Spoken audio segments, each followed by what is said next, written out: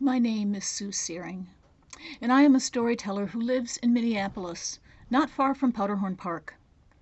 This year, for Halloween 2021, I'm recording some ghost stories.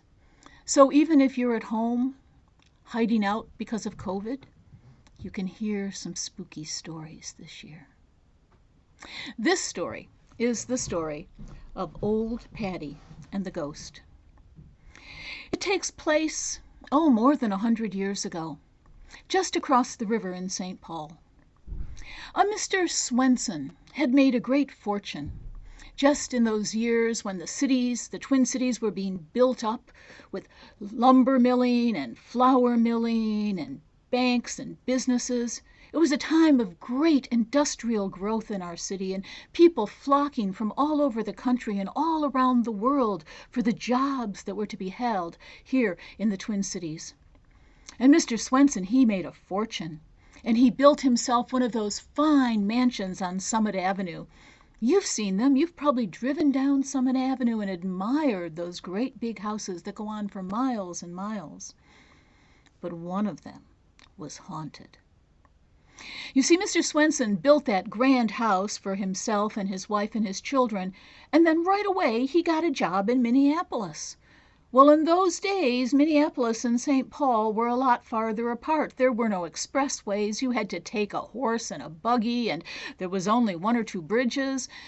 So he decided the best thing to do would be to move the family to the other side of the river.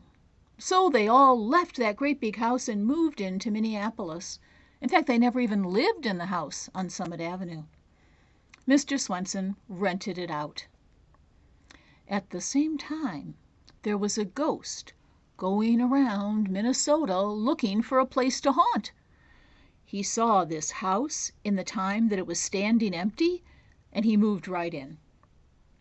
So Mr. Swenson rented out the house, and he rented it out again, and he rented it out again and again and again because the renters kept leaving because of the ghost. Now, people will put up with a ghost that's no trouble. If that ghost was just up in the attic and not bothering anybody, or just once in a while made a picture rattle, no one would care. But this ghost was everywhere. One of the tenants would be going up the stairs to go to bed at night, and there was the ghost on the stairs, staring at them. Or they'd go into the parlor after supper to have a nice warm cup of tea and read a book, and there'd be the ghost sitting in front of the fire in the favorite chair reading the evening newspaper. And this was not a nice ghost. This was not an insubstantial ghost. This was a big ghost, as tall as the ceiling, and hideous looking, with long, stringy green hair and a big nose, and big teeth, and no lips. And sort of a wispy, cloudy, misty body that floated from room to room. Oh, well, no one wanted to stay in that house, believe me.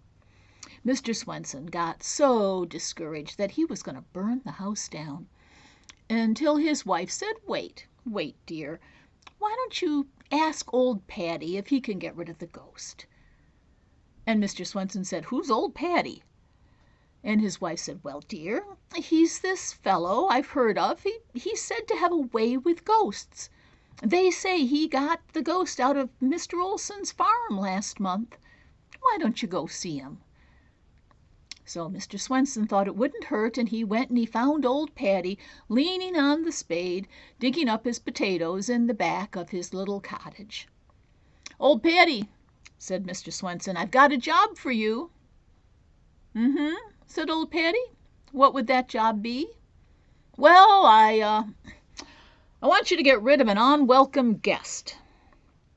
Oh, said old Paddy. Would that guest be a ghost by any chance? Yes, said Mr. Swenson. Can you get rid of him? I'll try, said old Paddy. But I need a few things. First, where do you live? "Well, I'm not living there," said Mr. Swenson. "I'm renting it out. It's at blah blah." And he described the house on Summit Avenue, and old Paddy knew exactly which house it was, one of the biggest and fanciest houses on the street. Said old Paddy. "Okay, I'll come tonight, but I'll need a few things. First of all, I need a big pot of hot chocolate. And then, well, a plate of sandwiches might help. And a roaring fire in the fireplace in the parlor. That's where I'll catch the ghost, if he comes. And a bottle. I need a bottle with a solid cork stopper. And a candle. A candle.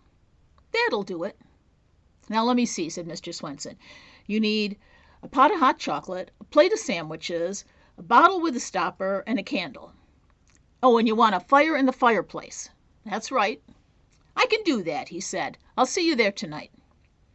And so that night, as it was getting late, there sat old Paddy in the parlor, stretched his legs out in front of the fire with a nice roaring fire in the fireplace, and poured himself a nice cup of hot chocolate. He ate a ham sandwich. He said, "Okay, all right, you can come out any time. I'm the only one here. Mr. Swenson's gone home." But he didn't hear a sound. No ghost. Nothing. Maybe Mr. Swenson was imagining it. He ate another ham sandwich. He had a little more hot chocolate. He started to feel a little sleepy there in front of the fire. Oh no, he can't fall asleep. He started to pinch himself. He's got to stay awake in case the ghost comes. And then he felt, just as the clock on the mantel went bong, bong, bong, 12 times for midnight, old Paddy felt a cold breeze on the back of his neck. And he turned around, and there was the ghost. It was as tall as the ceiling, and it had that long, stringy green hair and a horrible look on its face. And it wafted over toward him and said, "Hi, Paddy." Paddy looked up at him and said, "How'd you know my name?" "I'm a ghost. Ghosts know these things." "Uh-huh. Yeah. So how'd you get in here? Hey, I locked that door. I got the key right here in my pocket." "I don't need a key. I don't come in through the door. I come in through the keyhole." "Aw," said Paddy, "no, you don't. A big guy like you? You didn't come through the keyhole." "I did. I came right through the keyhole." "I don't believe it. Nope, nope. Couldn't have done it. You couldn't have." "I came through the keyhole. I told you I came through the keyhole." "Yeah? Well, prove it. Get into this little bottle here. I bet you can't get that small. You couldn't come through the keyhole. You can't get in this bottle. You're too big." "Oh, I can come through the keyhole. I can get in your bottle." And the ghost shrank and shrank and shrank and shrank till it was just a little wisp of vapor, and shoo, into the bottle it went. And old Paddy grabbed the stopper and he rammed it in the bottle and he pounded it down. And then, with the ghost caught in the bottle, he took the candle and he lit it and he melted the wax and he dripped it all around that cork until he sealed it tight. And then he looked And inside that bottle the ghost swirled and swirled and swirled faster and faster. He was white, then he was gray, then he was blue, then he was green, then he was yellow, then he was blinding white again. But he couldn't get out. And surprisingly, the bottle was heavy, heavier all the time. Paddy shoved it under his elbow, and he said, "You're coming with me, Mr. Ghost." And out the door he went, out onto the street, and he walked due west down Summit Avenue, right to the banks of the Mississippi River. Then he took that bottle and he said, "Goodbye, Mr. Ghost. I don't care where you go, but don't come back to Mr. Swenson's house." And he took that bottle and he threw it, and it went down, down, down over the steep bank and plop into the Mississippi River.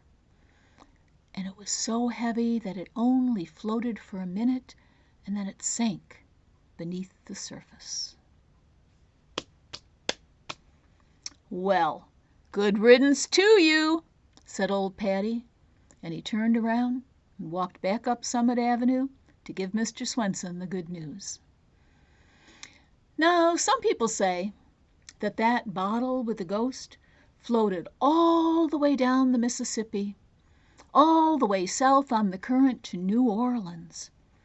You know, in New Orleans, they've got a lot of witchcraft, a lot of voodoo. They say that a little girl found that bottle washed up on a levee, found it and opened it, and she wished she hadn't. But other people say that that bottle kept on floating right past New Orleans, right out into the Gulf of Mexico, and it's out there somewhere now, just bobbing away on the waves. Who knows if it'll ever be found? And then there's people who think it didn't go anywhere. It just sank and kept sinking, right down into the mud, the bottom of the river, right here in the Twin Cities. And it's still there. And who knows, maybe someday a big fast current, a high wind, a little water rising with a flood, and that bottle will get dislodged. It'll pop out of the mud, and it'll float toward shore. Now, I go taking my dog for walks along the Mississippi River. We go down there on the mud flats sometimes. A lot of stuff washes up there. If I ever find an old bottle with a cork sealed with wax, I'm not going to open it. Would you?